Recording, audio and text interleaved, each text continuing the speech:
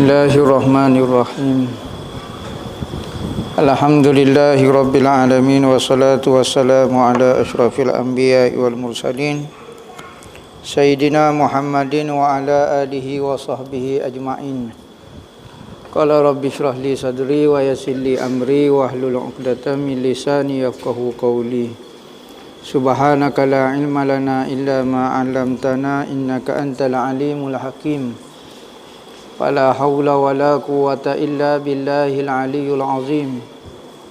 Nawaitu ta'lu wa ta'lim wa tazakkura wa tazkira wa naf'a wal intifa' wal ifadah wal istifadah. Wala hassa ala tamasuki bi kitabillah wa sunnati rasulih wa du'a ila al-huda wa dalalata ala al-khair.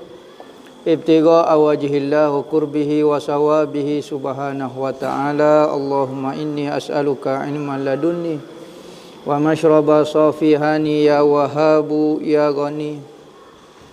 Qala al-muallif rahimahullahu ta'ala wa nafa'ana bihi wa bi'ulumihi fid dharain amin. Rabbi yassir wa la tu'assir wa tammim bil khair wa la haula wa la quwwata illa billahil aliyyil azim. Amma ba'du, assalamu alaikum warahmatullahi wabarakatuh.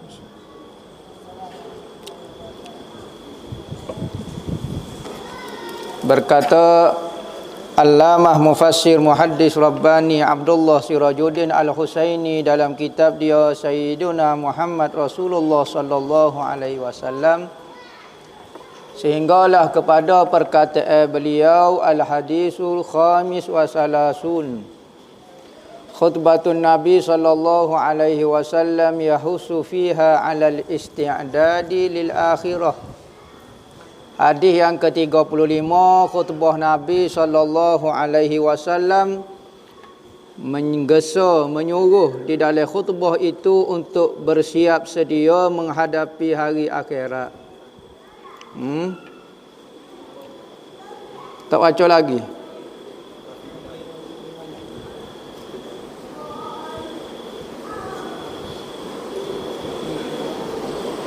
Wa fi riwayatin.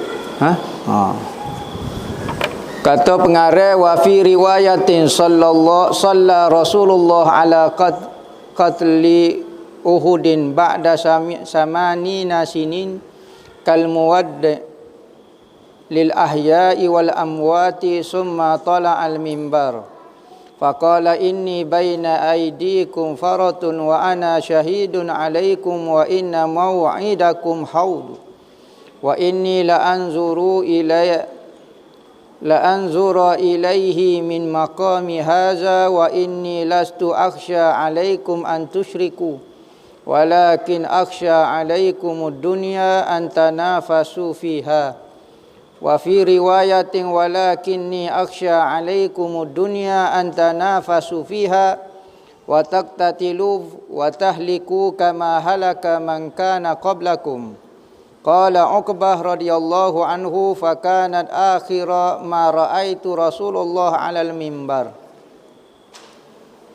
Rasulullah bercakap mengenai ancaman supaya jangan saling berlomba-lomba mencari dunia. Mencari dunia ini bukan mencari harta. Kalau harta boleh bawa kepada akhirat, maka harta dunia itu menjadi akhirat.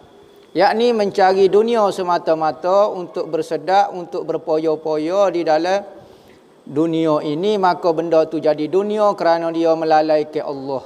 Melalaikan daripada nak ingat Allah Ta'ala. Tu dalam satu riwayat telah sembahyang Rasulullah ke atas orang yang terbunuh dari ketika perang Uhud. Ketika perang Uhud selepas daripada 8 tahun. Rasulullah sembahyang sebagaimana seorang yang ingin meninggalkan orang hidup nak meninggalkan orang mati. Maknanya sembahyang selamat tinggal. Selepas daripada tu Rasulullah naik kepada mimbar dan Rasulullah berkhutbah. Rasulullah kata, aku ini menjadi cagaran kepada kamu dan aku menjadi saksi kepada kamu. Sesungguhnya perjanjian kita, tempat pertemuan kita adalah di kolamku. Rasulullah kata, gapo-gapo berlaku pun aku nak gidah, lepas ni kita jumpa di kolamku. Rasulullah pernah sebut dalam satu hadis, apabila akhir zaman pemerintah akan jadi zalim. Pemerintah orang atas akan menekan kepada orang bawah, tetapi Rasulullah kata bersabar. Kerana tempat pertemuan kita adalah di kolamku. Orang tekan kita setara mana, orang buat nyanyo kita setara mana pun, sabar. Jangan buat apa-apa dan kita akan bertemu di kolamku. Kolam Rasulullah ini sebulan perjalanan panjang lebar dia. Manakala air dia lebih putih daripada susu, lebih manis daripada madu, lebih harum daripada kasturi. Maka yang menjadi khidmatnya hak jo cebok beri minum kepada manusia di hari akhirat adalah ahli keluarga Nabi. Keluarga dia saja duk keliling tu untuk bagi minum air kepada kita. Maka orang yang boleh minum daripada kolam Nabi ini, maka dia tidak akan dahaga selama-lamanya. Masuk syurga pun duk makan, duduk minum bukan kerana lapar, tapi kerana nak bermewah-mewah sahaja. Boleh minum. Tak semua boleh minum. Ada dalam hadis Nabi sebut, ada orang nak pergi ke kolam Nabi, tetapi malaikat sekat. Dia mau tak lagi. Maka Rasulullah kata, tu mak saya tu. Katanya malaikat kata, ya Rasulullah, mu tak tahu apa dia yang mereka ni buat lepas daripada kamu tak ada. Maka hadis ni jadi masalah. Bukan hadis jadi masalah, faham jadi masalah. Maka orang-orang Syiah kata ni sahabat. Kerana Rasulullah kata saya kenal orang ni, maka ada sahabat ditahan daripada minum kolam Nabi. Syiah kata. Sebab Rasulullah kata saya kenal orang ni. Tiba-tiba apabila nak pergi minum kepada kolam, malaikat sekat. Ya Rasulullah, mu tak tahu apa dia buat lepas daripada kamu meninggal. Maka hadis ni jadi isu, jadi panas kerana ada orang kata sahabat khianat kepada Nabi lepas daripada Nabi meninggal. Hak itulah pokok Syiah dok kata hak ni kata ada sahabat mengkhianat Rasulullah. Tetapi sebenarnya tidak ada nah. Hak ni hanya menyatakan umat dia. Tidak ayat kata sahabat kau apa dia. Maka ada umat Nabi tak boleh minum. Ada umat Nabi tak boleh minum. Banyaklah hadis-hadis yang Syiah pegang untuk menguatkan pendapat dia. Boleh dia kata kepada sahabat Rasulullah. Rasulullah kata Allah fi ashabi. Ingat Allah ketika kecek mengenai sahabatku. Kamu jangan jadikan sahabat aku itu menjadi sasaran tempat kamu caci, tempat kamu tuduh, tempat kamu gapo. Kita kalau kita pergi kedai gimana tiba-tiba ada orang kecek mengenai saing baik kita. Kecek gini-gini dia nipu orang dia gapo serati kada kita. Kita kata Allah aku. Jolo kau dia orang kenal dia. Ada serati. Maka jangan dok kecek mengenai sahabat kerana Rasulullah akan serati sahabat dia. Berarti Rasulullah tak tahu kau pilih sahabat Sayyidina Abu Bakar, Sayyidina Umar, Sayyidina Utsman, pilih Sayyidina Ali, kau dia. Tak pandai kau Rasulullah berkawan. Tak pandai pilih kau. Sedekah di dalam Al-Quran menyebut gelaran kepada mereka radhiyallahu anhum wa radu anhu. Allah Ta'ala redha kepada mereka dan mereka redha kepada Allah Ta'ala. Siapa dia dapat gelaran lagu tu lebih daripada darjah lagi. Lebih daripada peringat dunia lagi. Apabila Allah Ta'ala sebut dia redha kepada sahabat-sahabat redha kepada dia. Tiba-tiba baca buku sirah kepada dia kata sahabat-sahabat buat khianat kepada Rasulullah, buat khianat kepada ahli keluarga Nabi. Sedangkan Allah Ta'ala tak tahu ke siapa Allah Ta'ala rela beri pujian itu di dalam Al-Quran. Kalulah Allah Ta'ala tahu dia akan mengkhianati Nabi, Nabi tu Allah Ta'ala tak akan sebut lagu tu. Jadi kita pandai lebih daripada Allah Ta'ala. Allah Ta'ala lebih tahu nak memuji seseorang supaya Tuhan ni jahil pula.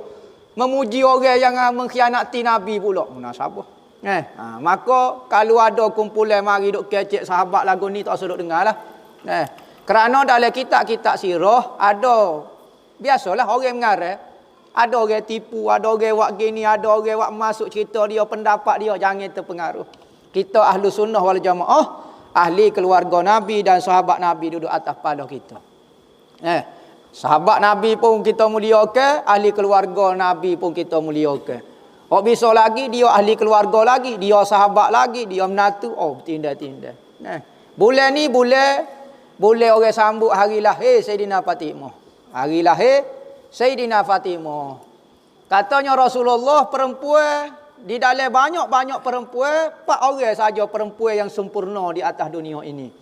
Orang lelaki ramai. Manakala orang perempuan yang sempurna 4 orang sejarah. Dalam sejarah dunia, perempuan yang wujud 4 orang yang paling sempurna. Pertama, 2 orang daripada umat sebelum daripada Nabi Muhammad. Iaitu pertama, ibu apa dia? Mu'akkad kepada Nabi Allah Musa alaihi salam. Nama dia Asiyah binti Muzahim. Asiyah binti Muzahim. Suami dia Soho, tak perlu perkenal, iaitu Fir'aun. Tu suami dia jahat, tak boleh nak kata. Fir'aun betul lah, bukan gelar Fir'aun. Tak betul-betul dia ni Fir'aun. Bukan kata orang gelar dia, kata tak betul dia lah Fir'aunnya. Maka sekalipun suami jahat, tak tahu nak kata, isteri dia ahlillah. Isteri dia kekasih Allah Ta'ala. Nah, Asiyah binti Muzahim. Ni orang hebat ni zaman dia. Akhir sekali dia dibunuh oleh suami dia. Kerana apa? Kerana ikut ajaran anak akak dia Nabi Allah Musa alaihi salam. Maka dia masuk Islam, masuk agama Nabi Allah Musa. Agama Islam lah. Bukan agama Yahudi, agama Islam. Semua nabi-nabi dulu bawa agama Islam belaka. Isa bawa Islam juga, bukan bawa Kristian, bawa Islam juga. Apabila masuk lagu tu, akhir sekali dia dibunuh oleh oleh suami dia, Fir'aun. Ketika nak bunuh, maka dia berdoa dengan Allah, ya Allah, ya Tuhanku, binakan aku satu mahligai di dalam syurga dan jauhkan aku wajan daripada syaitan, daripada Fir'aun dan perbuatan dia. Maka sebelum ia meninggal, Allah Ta'ala perlihatkan kepada dia syurga dia. Tu Asiyah binti Muzahim. Kedua, nama dia, apa dia? Maryam binti Imran. Maryam binti Imran, iaitu ibu kepada Nabi Allah Isa alaihi salam. Ni dia, kalau katanya ulama, kalau dia jatuh tentu jadi nabi. Sebab dia tino ya. Kita tak boleh kata dia nabi, dapat wahyu, dapat ilham semacam daripada Allah, maka dia jadi wali Allah Taala. Waliyah dipanggil. Ibu kepada Nabi Allah Isa alaihi salam. Umur 8 tahun tu keramat dah. Umur 8 tahun mengaji dengan Nabi Allah Zakaria alaihi salam. Tu tok guru dia. Belajar di satu tempat di Masjidil Aqsa di Palestin. Duduklah dia di bawah tarbiyah Nabi Allah Zakaria, jadi orang yang sangat hebat. Sesuailah. Maryam binti Imran. Orang putih panggil Maria. Bukan Black Maria tu muka lain. Nama Maria panggil dia. Maryam. Kedua lagi daripada umat Nabi Muhammad. Pertama, isteri dia. Isteri pertama Nabi itu Khadijah binti Khuwailid. Khadijah binti Khuwailid. Ni isteri dia. Katanya Nabi Muhammad, tak ada orang boleh lawan Khadijah. Tak ada orang boleh lawan Khadijah. Kenapa? Sayyidina Aisyah tanya, "Apa ya Rasulullah? Bapa mu sangat, saya sangat ke dia," kata. Sebut semacam ke dia. Sayyidina Khadijah ni meninggal lama dah. Saya ni masih anak dara. Bapa duk sebut lagi dia. Apa istimewa sangat dia? Dia ke janda dah. Maka Sayyidina Rasulullah kata dengan tegas, Rasulullah kata, "Ya Aisyah, Sayyidina Khadijah ni ketika orang hamba belaka aku, dialah panggil aku. Ketika orang aku pergi minta harta untuk perjuangan Allah Ta'ala, orang lah hamba belaka, dialah jauhi harta. Ketika aku takut, dialah yang menenangkan. Ketika dia belaka ketika tu, mula-mula Islam nak bina, dialah aku tengah takut, dialah menyebabkan aku tenang. Ketika harta aku perlu, dia beri semua harta dia dan jiwa raga dia. Tak ada dah perempuan semulia Sayyidina Khadijah." Tengok Rasulullah kata. Waktu Sayyidina Khadijah meninggal akhir sekalinya, ketika usia 65 tahun. Dia nikah dengan Rasulullah, umur 45 tahun dah. Dapat berapa orang anak? 6 orang anak. Lah ni kalau umur 45, beranak lagi. Hospital pening kepala. Jangan duk beranak lah, patuh beli akal lah, macam-macam lah, penyakit lah, berapa dia. Tetapi Sayyidina Khadijah duduk dengan Rasulullah umur 45, boleh anak lagi. Siapa umur 65? Siapa? Duduk dengan Rasulullah. Teori tak boleh nak pakai juga. Teori 45 tak boleh nak beranak. 50 tak sedok beranak lah. Mokcik. Ada satu tempat tu umur 80 beranak lagi. Perempuan tempat tu umur 80 beranak lagi. Peratus umur dia 140 tahun. Kawasan tu. Kawasan Tibet, kawasan Cina, kawasan Gapo ni ada kawasan tu, lagu tu. Perempuan dia umur 80 beranak lagi. Oh, bisa benar. Ketar dah. Cik Wo dah dia panggil. Beranak lagi Cik Wo ni. Umur puratus 140 tahun. Keakhirnya perempuan yang sempurna adalah Sayyidina Fatimah. Ni. Hari jadi dia ni, zaman di akhir dia. Zaman di akhir ni. Zaman di akhir kita dia. Hari lahir Sayyidina Fatimah. Ada orang kata sambut apa dia hari lahir Sayyidina Fatimah. Nabi kata Fatimatum bid'atum minni. Sayyidina Fatimah serpihai daripada diriku. Maka katanya ulama apabila Rasulullah berkata lagu tu tak ada ulama orang boleh challenge Sayyidina Fatimah. Hatta ibu dia sendiri Sayyidina Khadijah tak boleh nak lawan. Sebab apa? Kerana Rasulullah kata Sayyidina Fatimah ni serpihai daripada aku. Kalau Sayyidina Khadijah orang luar, sekalipun hebat kedudukan dia, Sayyidina Fatimah ni tubik daripada tubuh Nabi. Maka tak ada orang boleh lawan Sayyidina Fatimah. Ada orang tanya apa kita sambut hari lahir Sayyidina Fatimah? Ke Syiah selalu. Bahasa jenis minat kata orang Syiah ni dah. Tak boleh sebut Sayyidina Fatimah, Sayyidina Hussein, Sayyidina Hasan, Syiah selalu. Kalau tak boleh sebut lah Rasulullah dah sebut semacam. Sayyidina Rasulullah lah kepala Syiahnya. Kalau lagu tu lah. Maka kita sambut hari kelahiran Sayyidina Fatimah nak royak kepada muslimat kita. Perempuan-perempuan kita. Kita orang Islam ada idol kita. Kita ada model kita hak Rasulullah hajar tarbiyah sendiri. Perempuan yang boleh jadi contoh sampai kiamat. Iaitu Sayyidina Fatimah. Kalau kita tidak sambut, orang tak lupa cerita-cerita Sayyidina Fatimah. Maka kalau kita nak buat idol, nak buat kumpulan lain, nak buat orang lain ke, hari lahir kumpulan ni, syekh ni ke, Rasulullah tak iktiraf lagi. Kita takut kita saja kumpulan kita saja iktiraf, orang lain tak iktiraf. Tetapi Sayyidina Fatimah ni Rasulullah jamin dah ahli syurga. Dan Rasulullah kata, ya Fatimah, lepas pada ayah meninggal, mulah orang keluarga pertama yang akan mari temu ayah. Berarti lepas pada Rasulullah meninggal, tak ada lama Sayyidina Fatimah meninggal. Keluarga dia tak ada. Ya, paling dekat sekali. Lepas ada Rasulullah meninggal, dia pun meninggal selalu. Tu Sayyidina Fatimah. Dia lah seorang-orangnya anak Rasulullah yang melihat perjuangan Rasulullah daripada kecil. Mula Rasulullah berjuang. Siapa Rasulullah meninggal? Kakak-kakak dia meninggal tengah-tengah. Meninggal. Tak ada. Berarti dia boleh tengok penderitaan. Susahnya ayah dia. Siapa akhir? Antara perempuan yang begitu mengikut cara berjalan, cara berkecek Rasulullah, anak perempuan dia ni. Sayyidina Fatimah. Dia lahir ketika Rasulullah umur 35 tahun. 35 tahun. Dapat Sayyidina Fatimah. Dia meninggal, Rasulullah meninggal, rasa umur dia dalam 28 tahun. 28 tahun, 10 tahun lebih tua daripada Sayyidina Aisyah. Sayyidina Aisyah ni mak tiri dia. Tetapi dia lebih tua. Lebih tua daripada Sayyidina Aisyah. Sayyidina Aisyah umur 18, Rasulullah meninggal. Dia ketika tu umur 28 tahun. Jadi bagi perempuan-perempuan masa sekarang, baca gak buku Sayyidina Fatimah. Baca gak orang-orang yang hebat di dalam agama kita supaya jadi idol, jadi ikutan. Ni tak tahulah minat kok gapo dia, K-pop lah, TikTok lah, gapo dia tak tahu. Orang yang dijamin neraka kita kata, ikut juga. Hak tentu neraka dok ikut juga. Kita nak setara mana biar ada dalam hati kita. Kalau perempuan Sayyidina Fatimah dalam hati dia. Ikut perangai dia. Biarlah bukan mak kita, bukan keluarga kita. Tetapi orang yang menyambut hari kelahiran Nabi dan hari kelahiran Sayyidina Fatimah betul-betul orang jujur sungguh. Kalau mak hamba buat hari kelahiran dia, mungkin kata, mungkin mak demo. Tak apalah, mungkin keluarga demo. Ada sentimen perasaan dengan dia. Tetapi apa kita lahir hari lahir Sayyidina Fatimah kita sambut? Ni orang jujur sungguh. Hak ni lah tugas kita sebagai umat kepada Nabi. Sambut hari kelahiran Nabi. Bukan keluarga kita. Tapi Nabi hamba. Sayyidina Fatimah bukan mak demo. Biar bukan mak hamba pun. Tetapi dia ahli keluarga Nabi. Orang hebat.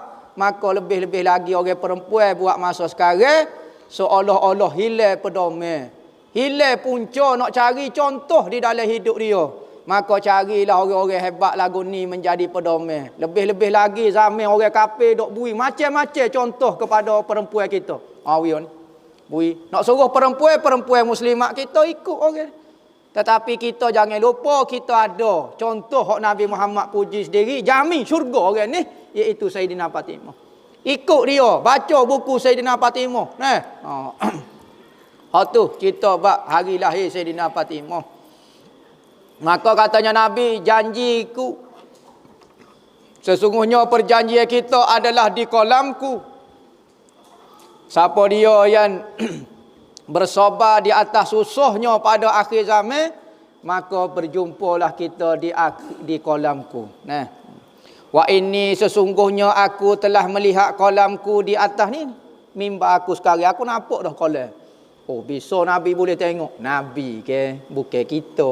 Nak kata cerita ni koya, cerita ni mustahil. Macam-macam mustahil paciruh kat dia. Ada orang tu bisa sikit pada dia mustahil selalu. Nabi boleh tengok lah ni, mustahil. Orang ni boleh buat lagu ni, mustahil. Wa inni lastu, sesungguhnya aku tidak takut kepada kamu untuk kamu berlaku syirik kepada kamu. Nabi tak bimbang dah kerana orang Islam apabila ia percaya Allah Ta'ala yang berkuasa, maka dia tidak akan mensyirikkan Allah Ta'ala dah. Kita sebut dah minggu lepas, orang yang minat syirik duk sebut syirik bid'ah ni, hidup dia dalam syirik. Ada orang duduk sebelah wali. Ada seseorang duduk di sebelah wali. Oh, duk kecek sebelah wali. Dunia ni kuat lah ni. Allah, dunia saja kata. Gi situ dunia, gi sini dunia. Nak kecek nak suruh wali tu puji dia lah. Nama duk kecek bak dunia ke. Katanya Tok Wali tu orang yang banyak sebut tu orang banyak ingat. Mudah sebut. Ya ingat wali tu puji dia. Ya duk kata dunia lah ni tak jadi situ dunia. Kita kena akhirat lah duk sebut dunia. Ya ingat Tok Wali tu puji dia. Apa Tok Wali tu kata orang banyak ingat, banyak sebut. Rupanya dia paling ingat dunia, duk sebut dunia. Ahli akhirat tak sebut pun dunia. Sebab tak ada pun yang kecek bak dunia. Tak sebut pun. Ni duk sebut dunia lah ni. Pona dunia. Pakai cek dunia. Dia tu dunia. Penuh dengan dunia. Akan tetapi aku takut kepada kamu akan dunia yang kamu berlomba-lomba cari dunia. Kita sebut dah dunia yang tidak bawa kepada akhirat tu dunia. Dalam riwayat lain, sesungguhnya aku takut kepada kamu dunia yang kamu berlomba padanya. Maka kamu saling berbunuh. Oh, saling berbunuh berebut dunia. Ya. Bunuh orang kerana nak berebut dunia. Orang lah ni bunuh orang kerana nak dunia. Nak harta cepat, bunuh orang, curi apa semua. Nak harta gini, bunuh. Benda tu biasa ya bunuh ni. Maka kamu akan binasa sebagaimana binasanya orang-orang dulu. Dengan sebab berbunuh kerana berebut dunia. Cuba tengok kat dunia lah ni. Tu, orang kafir. Bukan kata orang kafir, orang Islam pun berebut dunia. Saling membunuh. Lah ni rela bunuh. Bunuh siapa dia saja yang menggagalkan perancangan dia. Macam-macam orang. Katanya Uqbah radhiyallahu anhu yang meriwayatkan hadis ni, hak inilah kali terakhir hamba tengok Rasulullah naik mimbar. Lepas dah tu Rasulullah tak urut dah. Rasulullah sakit dah, tak naik dah mimbar. Hadis khamis wa salasun wallahu a'lam.